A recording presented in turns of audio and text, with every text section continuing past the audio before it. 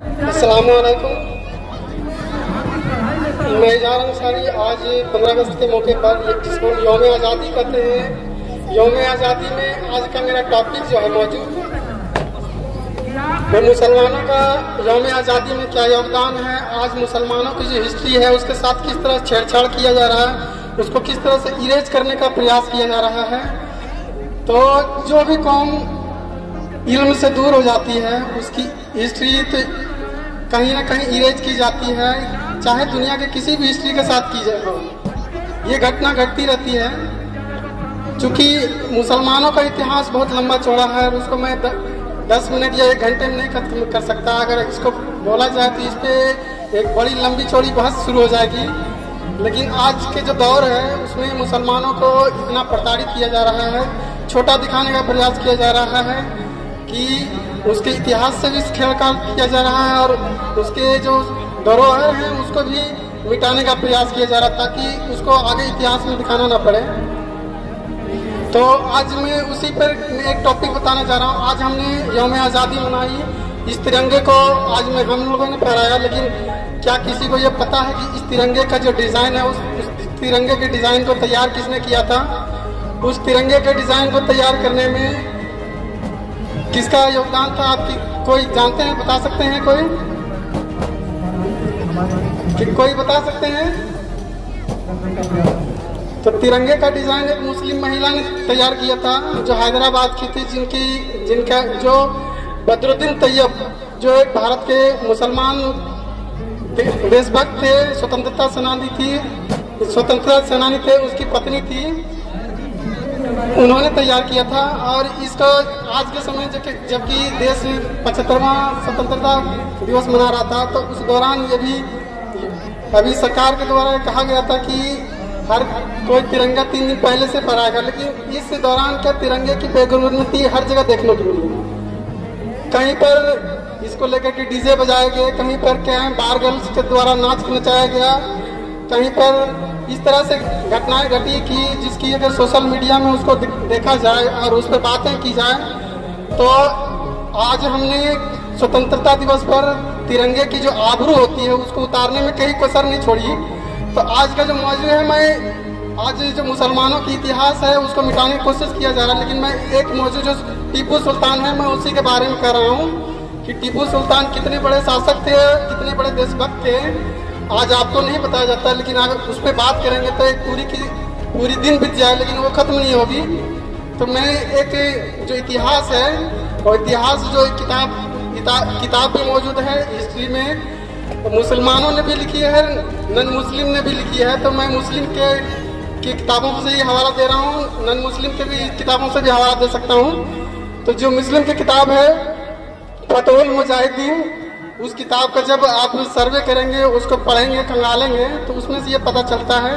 और आज का जो मुसलमान है उसके साथ जो सबसे बड़ी छेड़छाड़ की गई थी, जो सेकुलरिज्म कहा जाता है, सेकुलरिज्म मतलब समाजवाद, उसके साथ जो छेड़छाड़ किया गया था 10 अगस्त 1950 के दिन ही भारत के संविधान से ये पहला छेड़छाड़ हुआ था। और छेड़छाड़ होने के बाद शेड्यूल कास्ट जो जातियां हैं उसको धर्म के आधार पर, चाहे ईसाई हो, चाहे मुसलमान हो, चाहे दलित हो, उसको धर्म के नाम पर उससे रिजर्वेशन छीन लिया गया था। उसके बाद 1991 में किसी तरह मंडल कमीशन की अध्यक्षता में आपको देने का प्रयास किया गया, लेकिन लोग ओबीसी जो जातियां आज मंडल कमीशन की बात नहीं करती बल्कि कमंडल की बात करती, धर्म की बात करती है और उसी में उलझ के रह गई। आज उसकी जो रिजर्वेशन है काटते काटते 33% से 27% और काटते काटते ओबीसी की रिजर्वेशन 2020, 21 और 22 के आंकड़े हैं, उसके आधार पर अगर ओबीसी के आरक्षण देखा जाए तो 14% तक आ चुकी है कटते कटते। और ओबीसी और SC/ST की रिजर्वेशन काट करके EWS के नाम पे या अदर और चीज़ों के नाम पे वो सवर्णों को दे दिया गया है। ये चीज़ भी हमको जानना पड़ेगा कि हमारे हक को छीना जा रहा है, हमारे अधिकार को छीना जा रहा है, लेकिन हम चुप हैं। हम धर्म को बचाने के लिए मर रहे हैं, लड़ रहे हैं, लेकिन हमारा जो अधिकार छीना जा रहा है, हमसे जो संवैधानिक अधिकार छीने जा रहा है, हम उसके लिए नहीं खड़े हो पा रहे हैं। हमारे देश की जो संविधान की जो प्रस्तावना है उससे खिलवाड़ किया जा रहा है, हम उसके लिए नहीं खड़े हो पा रहे हैं। तो मैं टीपू सुल्तान के बारे में ही एक ऐतिहासिक घटना का जिक्र करता हूँ और उसी को मैं आपके समक्ष पेश कर रहा हूँ। तो फजर के नमाज के बाद बहुत सारे नमाजी नमाज पढ़ करके जब मस्जिद के हाथे से निकल रहे थे तो उन्होंने देखा कि मस्जिद के हाथे में एक 14-15 साल का लड़का लहूलुहान पड़ा था और लहूलुहान में पड़ा था और उसके बगल में एक शेर मरा पड़ा था। तो उसी में एक नावीना इंसान जो अंधा था, जिसको हम कहते हैं नावीना मतलब अंधा होना, तो वो इंसान अंधा था और उस अंधे इंसान ने जब उस लोगों की कौतूहल सुनी, वहाँ के लोगों के नवाजियों की, तो पूछा क्या हुआ। तो लोगों ने कहा कि यहाँ पर एक छोटा सा बच्चा है 14-15 साल का, वो लहूलुहान पड़ा है, बेहोश पड़ा है, उसके पूरे शरीर में खून लगे हुए हैं, बगल में एक शेर मरा पड़ा हुआ है। तो जब उस इंसान ने पूछा कि ये बच्चा किसका है, पहले इसको होश में लाने की कोशिश करो, उसके बाद हम जानकारी लेते हैं कि किसका बच्चा है। जब उस बच्चे के पर पानी मारे गए और उसको होश में लाया गया, तो जब उसके बारे में पूछा गया तो उस लड़की ने बताया कि मैं फखरुन्निसा का बेटा हूँ और मेरे पिता का नाम हैदर अली है। और जब लोग उस बच्चे को लेकर उसके घर पहुंचे, उसके माता पिता से फखरुन्निसा और हैदर अली से जब बात की गई कि बताइए आखिर आपने इस बच्चे को कैसे पाला कि इसने 14 साल की उम्र में एक शेर को मार दिया, जो एक बड़े से बड़े जो 30 मार खान बनते हैं आज के डेट में या उस दौर में, उसको हिम्मत नहीं होती थी, लेकिन एक छोटे से 14 साल के बच्चे ने शेर मार दिया।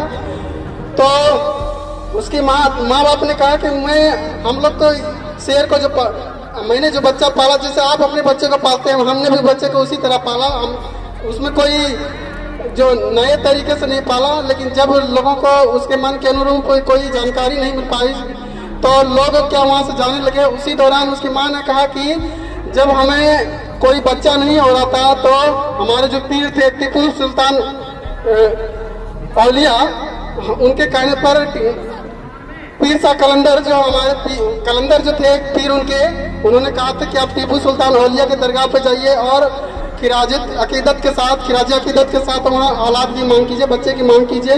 और जब उनके रहमो करम से उनको औलाद हुई तो औलाद होने के बाद उनको टीपू सुल्तान औलिया जो है उनके सपने में आया और कहा था कि उनको कि आप इस बच्चे को जब पालना तो इतने अच्छे तरीके से पालना, इतने खिराजत अकीदत के साथ पालना कि जब वो बच्चा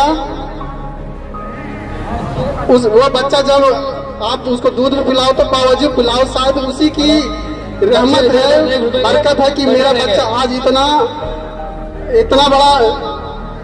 इतना बड़ा साहसी लड़का बना कि उसने एक शेर को मार दिया। जानते हैं वो लड़का कौन था? वो लड़का ही आगे चल करके टीपू सुल्तान के नाम से जाना गया, शेर मैसूर के नाम से जाना गया। ऐसी इनके नाम पे काफी चीजें हैं। ये जान के चलिए कि भारत को पहला मिसाइल देने वाला भी टीपू सुल्तान और हैदर अली थे। जब आप गूगल पे जाने पर कोंगरी शब्द का जैसे भी सर्च करोगे वैसे आपको क्या कोंगरी मिसाइल के बारे में पता चलेगा।